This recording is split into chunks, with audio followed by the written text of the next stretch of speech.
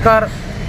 महाराष्ट्रातील तमाम विना तथा अंशतः अनुदानित शिक्षक बंधू भगिनींनो, ही जी लढाई होती अनुदानाची आणि आहे, तर ती लढाई एक श्रेयवादाची नसून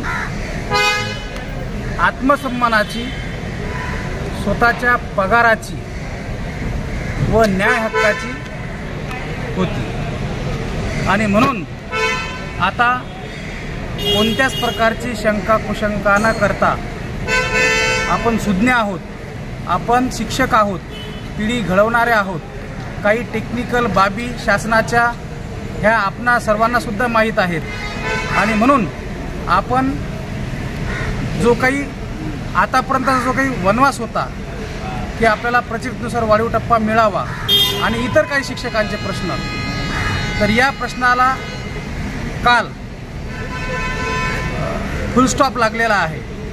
फक्त वेळ आहे काही दिवसांची, ती म्हणजे सध्या आचारसंहिता सुरू आहे आणि आचारसंहिता संपली की पुढील जे काही कॅबिनेट असेल तर त्या कॅबिनेटमध्ये प्रचलितनुसार वाढीव टप्पा, अनुदान व इतर सर्व शिक्षकांचे प्रश्न हे मिटणारच आहे आणि ही काळ्या दगडावरची रेष आहे। आणि म्हणून हा लढा यशस्वी करण्यासाठी आदरणीय सर्वांचे दैवत ज्ञानेश्वर म्हात्रे सर यांनी खूप मेहनत घेतलेली आहे।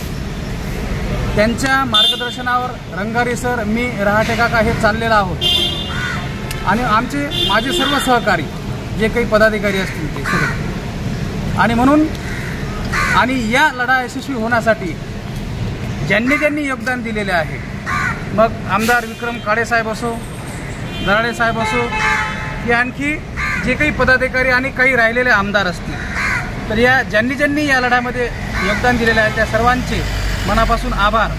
आणि ज्यांनी आपला कायमचा प्रश्न मिटवलेला आहे ते म्हणजे आदरणीय धडाडीचे नेतृत्व असणारे माननीय महाराष्ट्र राज्याचे मुख्यमंत्री साहेब एकनाथ शिंदे साहेब व दोन्हीही उपमुख्यमंत्री साहेब आणि लाडकी शिक्षण मंत्री साहेब आणि शासन आणि प्रशासनमधील जे काही अधिकारी असतील, यांच्या सर्वांच्या प्रयत्नामुळे हा लढा आपण काही अंशतः जिंकलेला आहे आणि काही दिवसातच आपल्याला योग्य तो न्याय मिळणार आहे। फक्त थोडी प्रतीक्षा बाळगा आणि संयम ठेवा। आणि म्हणून पुन्हा एकदा सर्वांचे मनापासून आभार मानतो।